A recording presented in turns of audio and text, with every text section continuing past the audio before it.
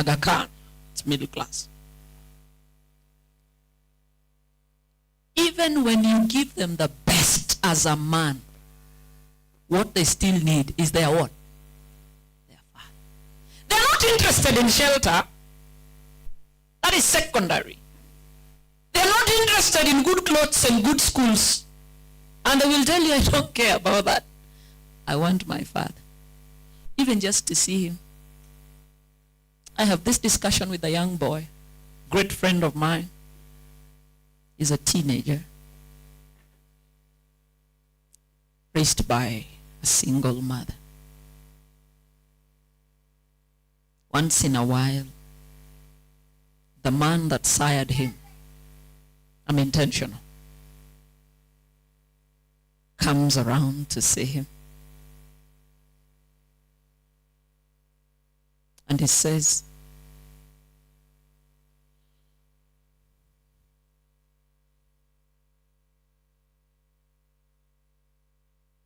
I have asked him even to let me meet his other children. He has refused.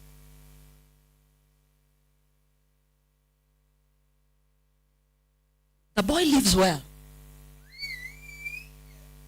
And I can assure you, none of you here lives like the way that boy lives. He has everything. You tell him, Baba, but mommy is taking good care of you. Say, I know, but all these things don't mean anything to me. What I want is my father. You can never supplement the place of a biological father or mother with material things. Never.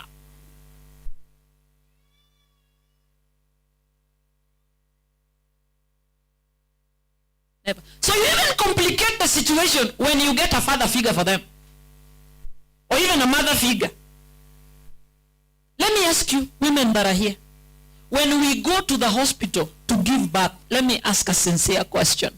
When we go to the hospital to give birth, and you pushed, like we always push, tell you the natural process of giving birth is so nice. Forget about these things you cut. Anyway, complications can make you cut. But today they don't cut because of complications. Today they cut because they're making more money. The natural way of giving birth is interesting. And you pushed. The doctor tells you it's almost. And you're saying, I don't have strength. And encourages you and tells you, Mama, just one more. Okay, let's just do once more. And you scream the loudest. And the child is out. And do you know we always scream and there's no tears? Interestingly, hakunanga machozi. Hakuna. Mtu asikudanganye eti mtu analia, hakunanga kulia hapo. Wewe ulilia. Uliona machozi? Uliona hata machozi? Hakuna. I've done 6 of them. I've never seen a tear. And the doctor says, here's your child. They show you the sex of the child so that you know whether it's a girl or... And then you realize you have a boy. Or even a girl. Let me say a girl so that you don't say I favor boys. You have a girl. And then taken to the nursery there as you go to prepare yourself. They prepare the baby so that later on you can meet your child. And then you realize when they're bringing this child to you, you have already showered, you've rested. You realize it's not a girl, it's a boy. Let me ask you, what is your reaction? Say, God, I really wanted a son. Is that your reaction? I'm not talking to men because you don't give birth. Talking to women. See some men saying, no, what do you know about?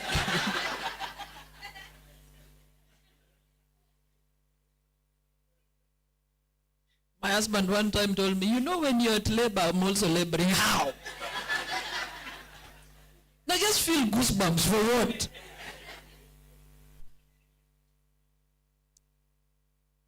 Let me ask you, even if you had 6 girls, or even 7, and this was an 8th child, and is a girl, you know, you gave birth to a girl, and you brought for a boy, what is your reaction? Say no. I want my what? You don't say my girl, I want my child.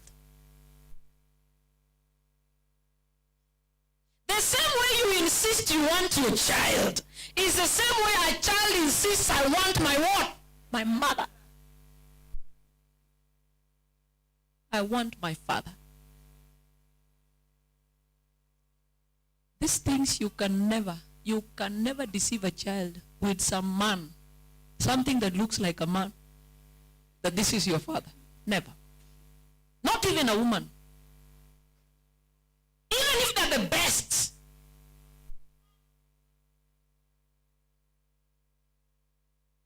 You can never. Even when you say, oh, this woman can't take care of their children, those children just want to know. The rest, they will deal with it later. They would rather know we had a monster for a father. At least they know.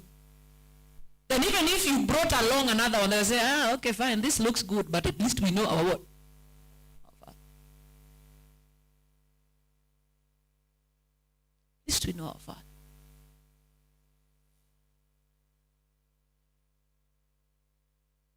When we marry, I repeat, marriage is for what? For children.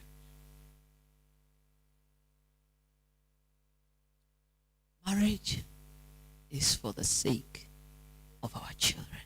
Their happiness comes first.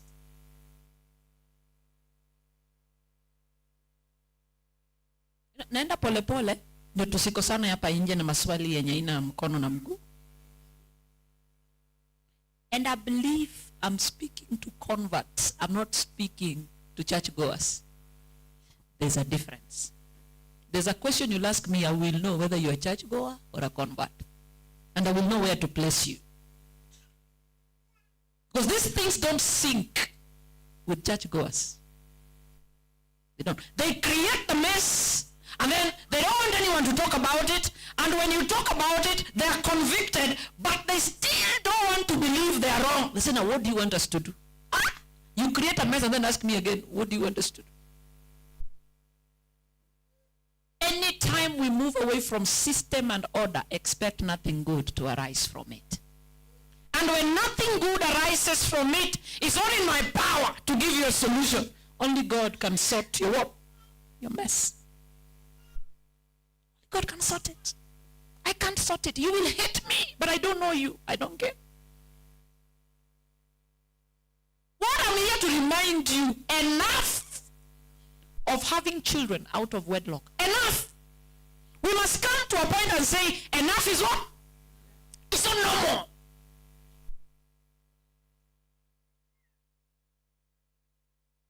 Someone is asking me, what of us who have not been blessed with children? Is unfortunate. The Lord knows your case better than I do. But I'm saying marriage is for children. Once you get married, your happiness comes second.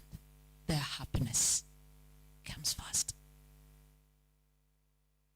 And all of us, me and my husband, me and my wife, we work round the clock just to make sure our children are what? Happy. And that includes being there for them. Your presence is more important to them than the tablet you buy, than the iPhone you give. Your presence is what they want. That makes them happy. So when I intentionally tell you this Sabbath is for my family, I'm not going anywhere, and then you tell me, Pastor, you know, you should be ready in season and out of it. I'm ready in season. What do you mean? I'm not single. I'm married. I have a husband. I have children. They equally need me. In fact, today as I was traveling, I was saying, I think now I'll make it an effort. Any place I'm going, I carry one. So they go in turns. Because there are many, I can't travel with all of them. Mtaanza hapa kupiga kelele, oh, sasa kutuambia nakuja na watoto 6, chakula haitoshi.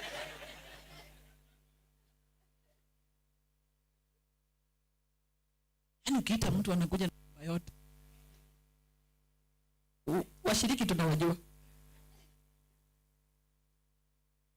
So I said, from today, anywhere I go for mission, I will be carrying at least one.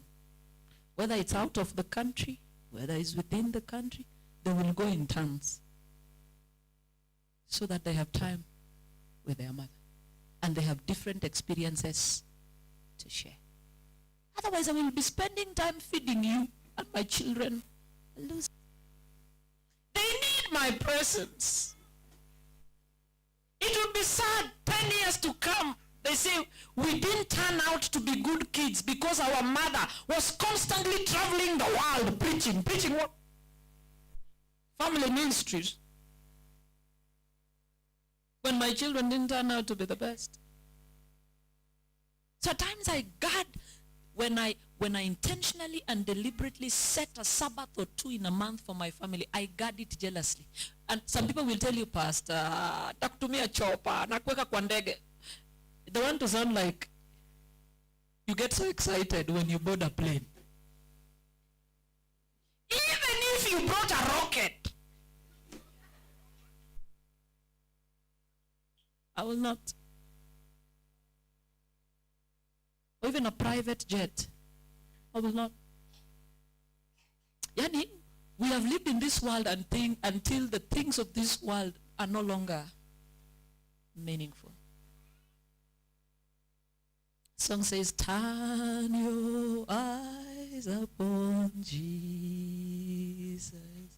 Look full in his wonderful face, and the things of earth will grow strangely dim in the light of his glory. And the things of earth have grown so dim to us that you cannot move us. You cannot shake us with a flight. We are more interested in spreading the gospel than how it is spread, than how we get it there. So you can't buy me with an air ticket. That's why I told you when I came here, I thought myself complete. You can't even buy me with an hotel. There are places I've gone and spent one night, and after the first sermon they say, Pastor, I would like to change hotels for you. For what? Because when you first saw me, you said, this one can go to Boma Inn. So after the sermon, now they think, you tungeweka Safari Park. Whether you keep us in Safari Park, whether you keep us in Boma, it doesn't even occur to us. We are in an hotel. We don't even enjoy the environment. We have no time for it. What rings in our mind is that there is a person dying somewhere. I'm more interested in the message I have to deliver. Do I have the right tools? I have no time for how the food looks like. I can tell you the battle rage is so hard that even appetite for a 3-course is not there. We don't eat. How many times I said, Pastor, I didn't love our food? You will see, I don't have a lot of food. My plate is kidogo. Hakuna hiyo saa.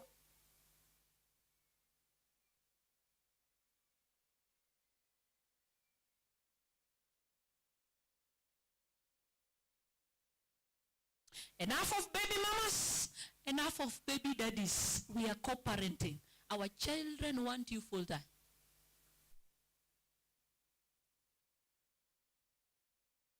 And people buying into those ideas. It's okay to co-parent. That is Marvin's baby mama. That is, I don't know whose baby daddy. People are comfortable. Enough is enough. It was never like so from the beginning. And we are not ready to accept it. We are not ready to normalize it. Including here. So don't walk out saying, aliongea mbaya. Mi hata sikujui kama uko single. I have no idea. I mean, I only know Eldoret and Marvin there. Those are the only people I know. I don't know your status. So don't feel hurt. I don't know you. I don't even know who your children are. I don't even know how your marriage looks like. I am is saying. It was never like so from the beginning. And it will not continue like so, at least for those that are of Zion. For the one outside of Zion is okay. That's why I said I'm not speaking to churchgoers. I'm speaking to converts. For anyone outside the church is okay. You can continue. But for as long as you cross and walk into Israel, it's not normal. And it must stop.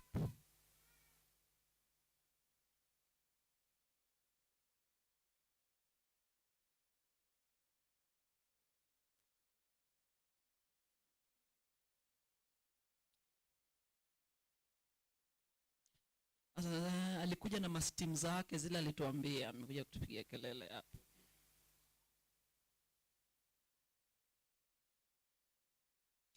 I am reminding you, you didn't get into marriage for your happiness.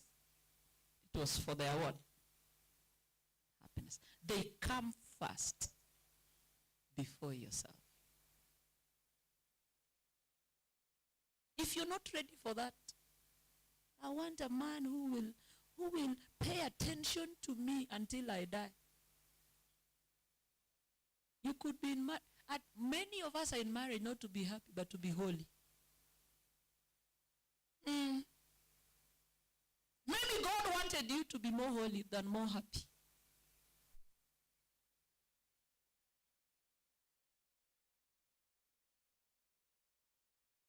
And if you look at what they're calling happiness, I met this girl, they have come for counseling. Flew for counseling. They have flown. Are you getting what I'm saying? Have flown for counseling session. And she is convinced her husband is on the wrong. So I tell them, okay, fine, everyone now tell your story. And she said, watch I answer. And the husband said, I didn't even call Pastor Elizabeth. You're the one that called her and wanted this session, and I accepted. So why can't you just start? Because you seem to be the one who knows why we came here. I say, where answer to? And the band say, okay, fine. Watch me answer. And the boy narrates the whole story. And every time he narrates something, haikuwa hivyo, wacha nikucorrect hapo. Kwani tumekuja tena ya ilikuwa aje. Mtapoteza wakati. Ndege yenu inarudi jioni. So when I come to the girl's turn, she says, hata kuna haja nionge. Amesema vitu za uongo, hata kuna venye naweza ongea sasa. I said, but you can correct the uongo. Just say the ukweli now.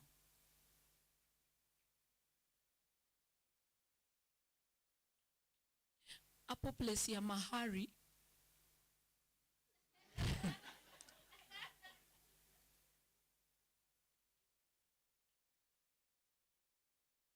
Baba yangu alikuwa anataka 3 million. Alafu, kwa nini mkakosana? So the boy told me, I asked her, no, you're the one I'm marrying. What do I expect from your father? The girl says, I don't know. So I'm like, si unajua mimi capability yangu. Me can give 300,000. So wakianza negotiations, if you know you want to settle at 300,000, when you start marriage negotiation, do you start at 300,000? You start at 50, si ndio?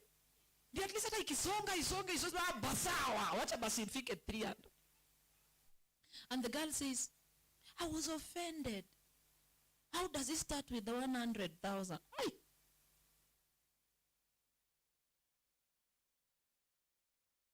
And then the father came with a written note on the delivery ya mahari, because they settled at 600,000. So siku ya kuchukua mahari, walikuja kuchukua, the father came with an agreement. Wants the family to sign. Say, on this date, we agreed dowry will be this much. I so and so, today on this date, has paid this with a balance of this to be paid on this. You say, hey!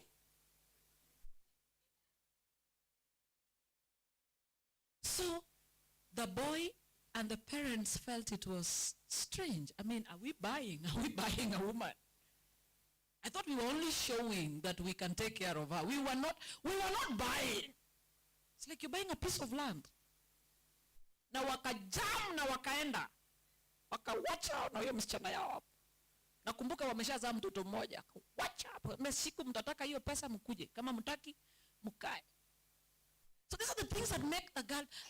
You see, when I go to my friend's rural show, wanakujanga na magari mingi. Na sijui. So you wanted yours to be like theirs.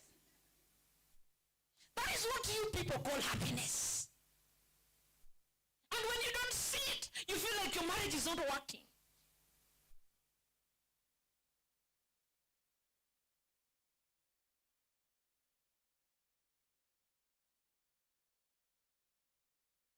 Alafu kitu ya pili, naona ni kama anipendi. Why would you say that? Si hata kwa Facebook anipost. And I felt I'd wasted my time.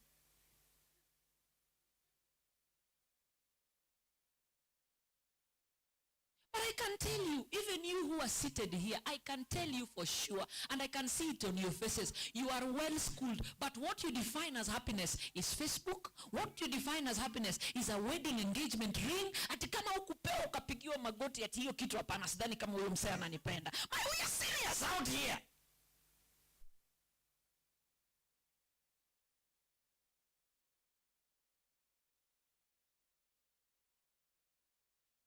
Serious hapa nje hakuna saa hiyo vitu. You didn't wish me my birthday on Facebook. Yani naongea na watoto yangu wavulana. Dema kiwahi kulilia kitu kama hiyo, mwambie imeisha leo. Mwambie imefanya? Hata kama ni siku ya engagement ulikuwa sure, mwambie yangu na yako imefanya imeisha. And I'll give you a reason. You are getting married to a narrow-minded woman. She will become a pain in the neck. Because there's no time to grow. How do you want to grow when someone is still say Facebook, Twitter? Hujamweka huko. Uko busy. Meeting. You're signing contracts and deals. You even forgot it's a birthday. But uko serious. And are you sitting with businessmen? Serious. I walked into one family, I wouldn't say where. And I told them, me when I visit you, I don't just pray aimlessly. Present your prayer requests. That is not the routine on the other side. Uko unaingia, unaomba tu, unatoka. So walipoitisha maombi ni watembelee, nikamwambia hapa, kabla tujaomba na tusome neno, kwanza sema kitu mnataka kuambia Mungu. Ndio hata tukisoma neno, tunasoma neno inaambatana na mahitaji yenu. I'm a businessman. I do fishing from Singapore. Bado nango, hiyo ni prayer request, And also deal with importation of ships. Meli. Anipei pesa ya kutengeneza nywele, tuombe hiyo pesa ya kutengeneza nywele na mtu anaongea business. Then it says, I also deal with energy sector. I produce energy. Wind energy. My request is, we have an offer for the government at 7 shillings. The government insists 5 shillings. If we accept 5, we will not be making any money. We will just be producing for government. But 7 is okay. So for many years, we have been unable to sign that contract. I pray that they accept 7. And last one, let's thank the Lord.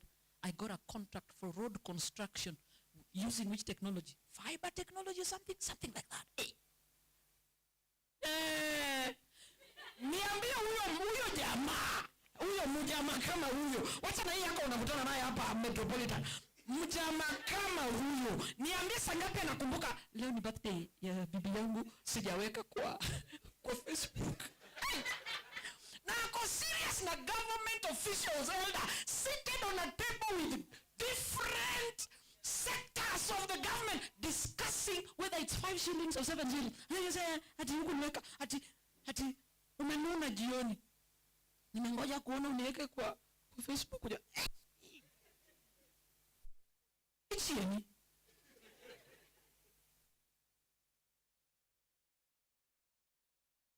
I walked into another family.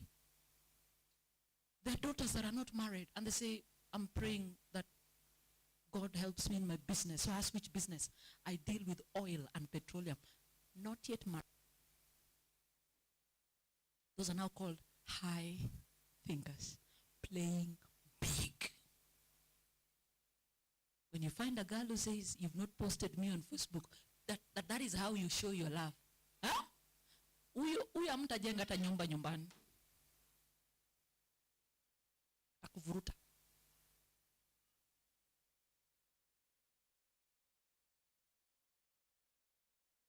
And those are the cases we have to solve every day.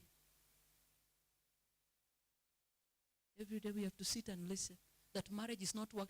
I'm saying marriage is for the happiness of your children. Your happiness comes second. Think more of how we can make our children happy. Not yourself. Our text was Isaiah 49. It's been ringing in my head for the last 2 weeks. Isaiah 49:15.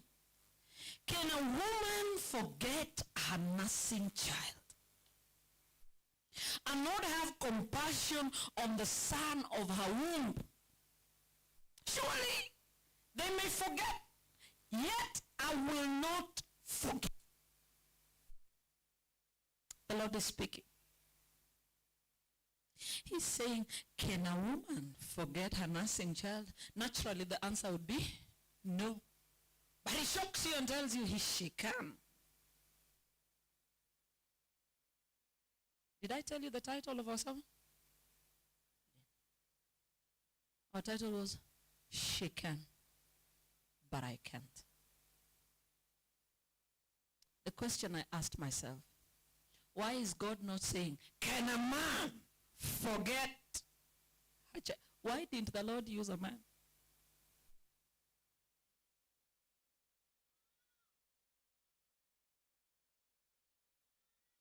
Because it is normal for a man to take off when the worst comes to the worst. It's normal.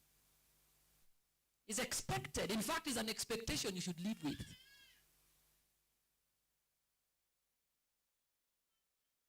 It's only a woman I know that in 9 months can give birth to 1 child. Even if you fast 40 days, 40 nights. Unless it's a multiple pregnancy, twins, triplets, ordinarily. In 9 months, what is that? But a man in 1 month can have 9 children.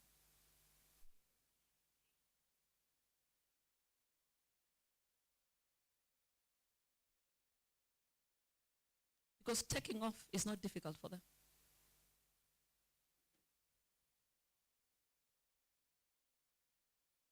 Within the same period, he can impregnate 9 women within the same period. Just go to Sunshine, leave 1 there. Go to Eldoret, leave 1 there. Come to Metropolitan, leave 1 there. Go to Family Life, leave 1 there. Now what is our same time?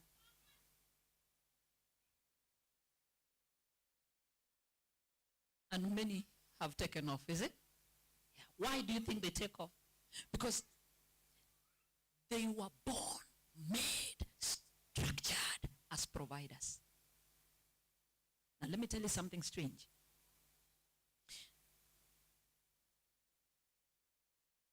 A sperm is not a child. True or false? An ovum is not a child. True or false? It takes an ovum and a sperm to create a what? A child.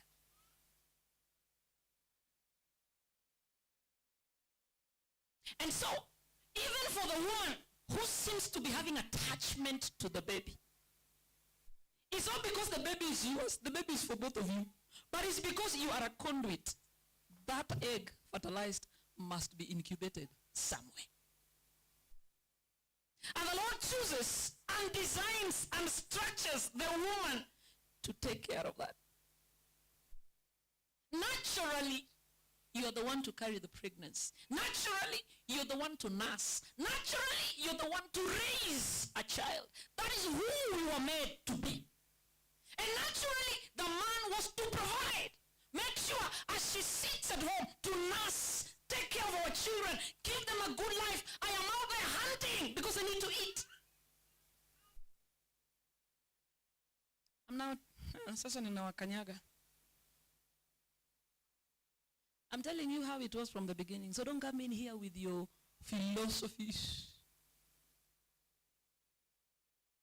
and ideologies. So even when people are celebrating Mother's Day, at times I wonder there is none like a mother. What do you mean there's none like a mother? That is your responsibility. That's what you were born to do. That's who you are. Why are you celebrating? What is your responsibility? Well, what you're doing is not out of the ordinary. What are you celebrating?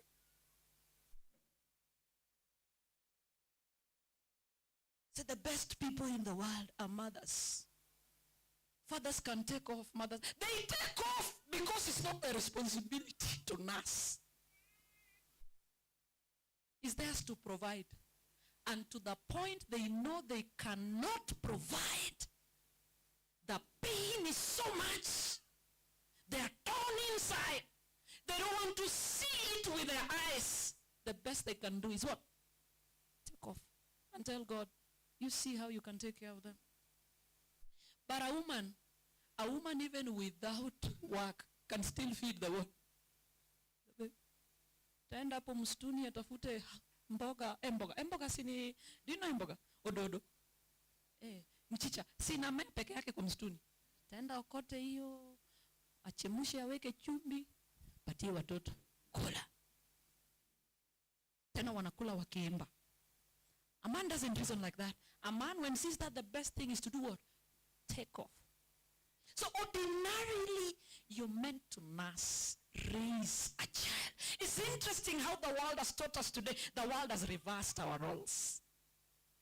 Today the woman is the one hunting. Today is a woman struggling to provide, and there is no one to nurse the what? The child.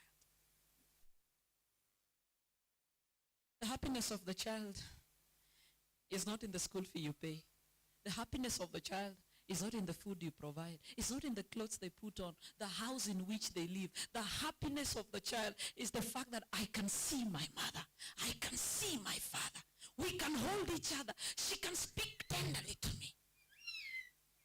We are too busy even to hug our own children.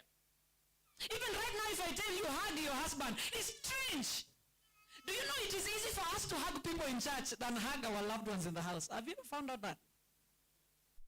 Have you ever known that you can easily, naturally, pale kwa getu, pastor, tumekuonanga tu kwa TikTok. Leo nimekupata, and the hug just comes. Ya mtoto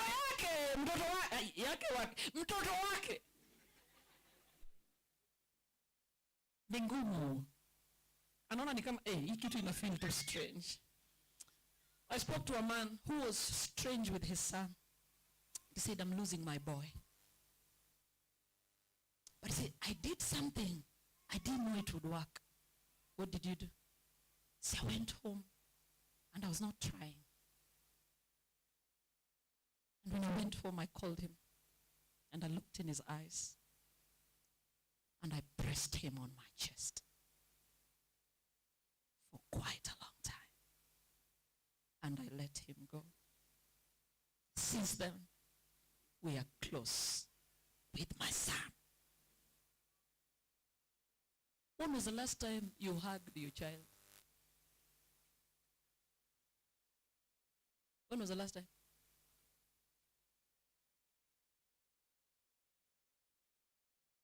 Before they wake up, you're already in a matatu to kiss. Kiss. Because one time I woke up with a friend like that. I'd preached. And after preaching, I spent in their house. And I said, where are you going? We left at 5. Because I was going to Nairobi. She was going to Kisii. I asked her, unaenda wapi? Ni mimi nasafiri. I'm in the job. 5. So I'm asking, how often? It's every day. So it means you leave before those kids wake up. Yes. And come back, what time? When they have slept. So when do you have time even to hug your children? And they come from school, bruised egos. Wamechokozwa. And they come running and crying, Mommy, there's no one to hug me. Hey, nimechoka. Hiyo ni house help walipata. Wacha kunishida. Our children grow strange.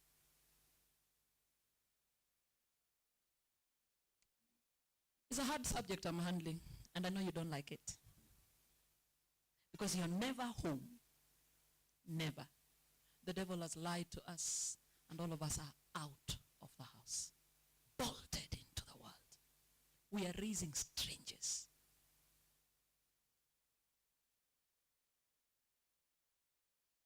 So a man can take off. But it is not expected for a woman who has carried a child 9 months, gone through labor, and delivery, and nursed the child to take off. That is why the Lord is asking, can a woman forget her child? It's not expected. It's not expected. At times I talk to women, I tell them, the whole week you're busy. Don't make it a habit on Sabbath again to come to church dressed so sharply and you still leave your child in the hands of a house girl. Yaani ukiangalia vile umejipiga hiyo nguo, mtoto atakuchafua. So mtoto akila mchukue auntie, mpeleke huko kwa gari, mpatie chakula huko. Auntie kameng'ang'ana na mtoto kutoka Monday na kazi ya nyumba na nini. Fika church, enda umpatie maziwa, nafikiri ako na njaa, amepupu, enda umbadilishe. Na can't you use that as bonding moments for your child? Just come dressed like you know I should be changing diapers. Because you're a mother, that stage will go. They will soon be like this. You now come in your Ankara. And siku zangu zimefika hata hivi. Nilikuwa nimeparara sababu nilikuwa na nurse.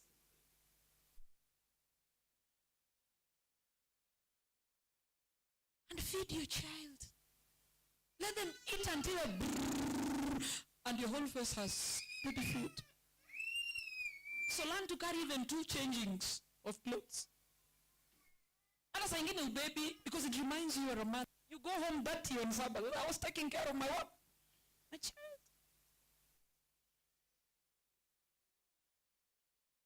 Can a woman forget her child? It's not expected. It's not expected. That girl I'm talking to you about, never seen her mother. But the woman is not even interested in her. Not. Women have aborted. Some have aborted live children. There was one time we were passing in Kisii. I think I was in high school. And people had surrounded a dustbin. So I said, able to tuone ni nini wanaangalia kwa dustbin. It was an aborted child. Still breathing. But in a paper bag. Alafu chimonyo. What is chimonyo? Chimonyo.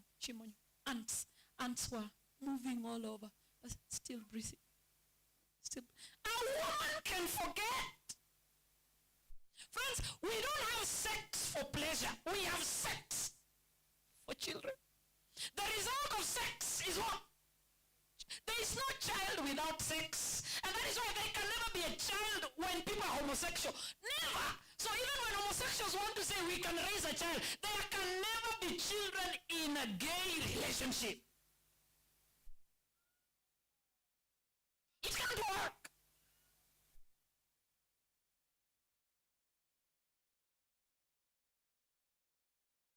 Never works. The pleasure, you get it on the way as you make your babies. That's why we're telling young people, that thing is dangerous. Sex is what? Is dangerous. Sex is dangerous. So the devil has told them, we can have it now, and we can reduce the danger. Just reduce the danger using contraceptives. Reduce the danger using condoms. And people are sleeping all over like nothing, provided they do not get STIs, they do not get pregnancies. Can a woman forget her child? Women have forgotten. Women have given birth and abandoned in the hospital, is it? Amewacha kwa kitanda na akafanya never to come back again. I have a friend of mine, very close family. And he says, Pastor, we have 3 children, but let me tell you today the story behind those children. My wife was pregnant. My mother called me home and told me, come. So when I got home, I found a small child, 8 months old. So 8 months old, my mother had it, a boy. And she said, my son, can you raise him? Asked him, whose child is this?